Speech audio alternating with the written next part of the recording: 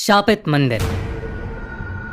ये कहानी 26 साल के सुनील के साथ हुई एक सच्ची घटना पर आधारित है। सुनील भगवान गणेश का बहुत बड़ा भक्त था। वो दिल्ली शहर में एक बहुत अच्छी नौकरी करता था। उसका काम था अलग अलग हिस्टोरिकल जगहों को एक्सप्लोर करके उन पर आर्टिकल्स लिखना। काफी बिजी रहने के बावजूद हर साल सुनील गणेश चतुर्थी पर अपने घर नागपुर जरूर जाता था। इस साल भी सुनील गणेश चतुर्थी से 2 दिन पहले अपने घर लौटने को तैयार था जब उसे ऑफिस से उसके बॉस का फोन आ गया।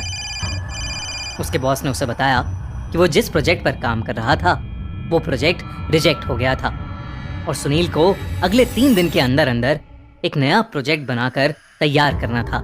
ये सुनकर सुनील बहुत ही ज्यादा मायूस हो गया क्योंकि अब वो प्रोजेक्ट की वजह से गणेश चतुर्थी अपने घर पर नहीं मना पाएगा। फिर भी सुनील ने उस सिचुएशन के साथ समझौता किया और अपने काम में लग गया।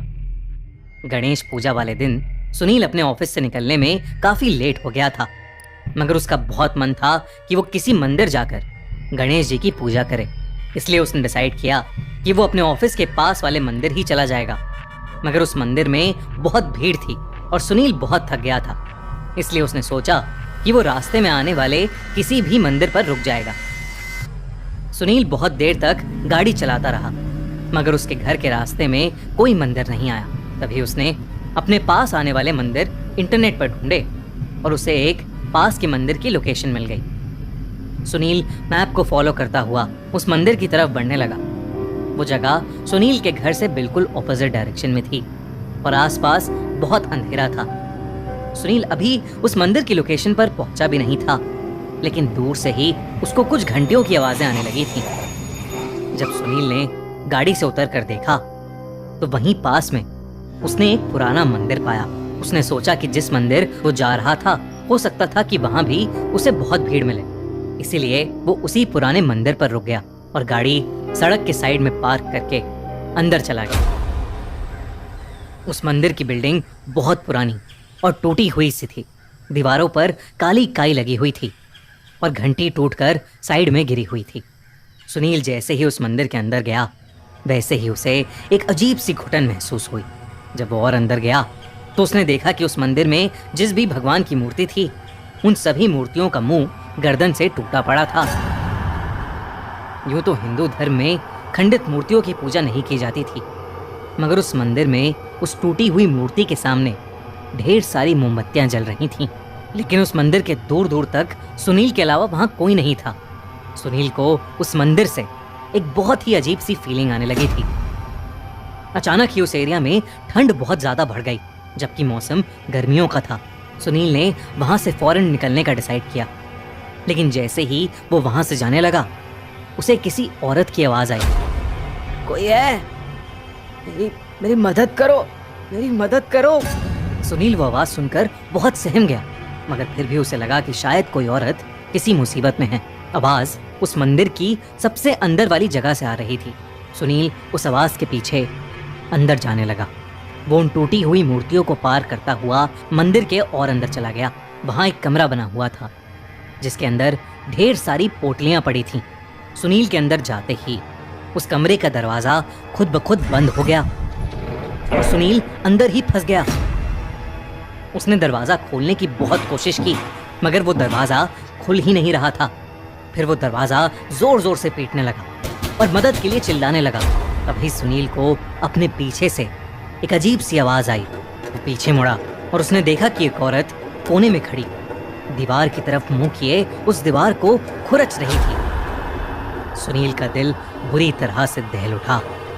वो बार बार गणेश जी का मंत्र बोलने लगा। तभी उस औरत ने दीवार खरोचना बंद कर दिया और वो उठकर सुनील की तरफ पलटी। उस औरत को देखकर सुनील की धड़कनें रुक गईं। उस औरत के बाल बिखरे हुए थे, कपड़े धूल मिट्टी में लिपटे हुए थे। ऐसा लग रहा था कि वो सालों से नहाई नहीं है। और तो और उसकी आंखें पिघली हुई सी लग रही थीं, जो उसे बेहद डरावना बना रही थीं। वो औरत सुनील को देखकर फिर बोली, मेरी मदद करो। वो सुनील से कह रही थी कि बिना सर वाले देवता ने उसे कैद कर रखा है और सिर्फ सुनील ही था जो उसे बचा सकता था।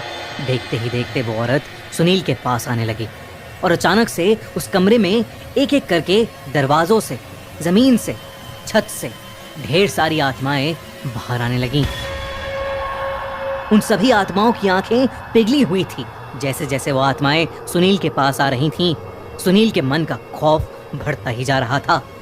सुनील ने अपनी आंखें बंद कर लीं और वो बस बार बार अपने गणपति बप्पा का नाम ले रहा था। सुनील को अचानक बहुत तेज ठंड लगने लगी और उसे चक्कर आने लगे। कुछ ही पलों में सुनील बेहोश हो गया। जब कुछ समय बाद सुनील की आंख खुली तो वो अपनी गाड़ी में बैठा हुआ था। उसकी गाड़ी उसी अजीब मंदिर के बाहर पार्क थी। सुनील ने तुरंत ही अपनी गाड़ी भगाई और वो किसी तरह अपने घर पहुंचा। अगली सुबह जब वो ऑफिस के लिए निकला तो वो उसी मंदिर के सामने से गुजरा। उसने वहां आसपास लोगों से जब उस मंदिर के बारे में पूछा तो उसके होश उड़ गए। उसे पता चला कि जिस मंदिर में वो घुस गया था, दरअसल वो एक बहुत ही पुराना शैतान का, यानी एक डेविल का मंदिर था। वहां के लोगों ने उसे बताया कि रात में उस मंदिर के आसपास भी कोई नहीं जाता। पुराने समय में माना जाता था कि लोग उस मंदिर में शैतान से जो कुछ भी मांगते थे, शैतान वो सब कुछ उन्हें देता था, लेकिन उसके बदले उस शैतान को किसी इंसान की आंखों की बलि चढ़ानी होती थी। ये बात सुनकर सुनील को समझ आ गया था कि आखिर उन सब आत्माओं की आंखें पिघली हुई क्यों थीं।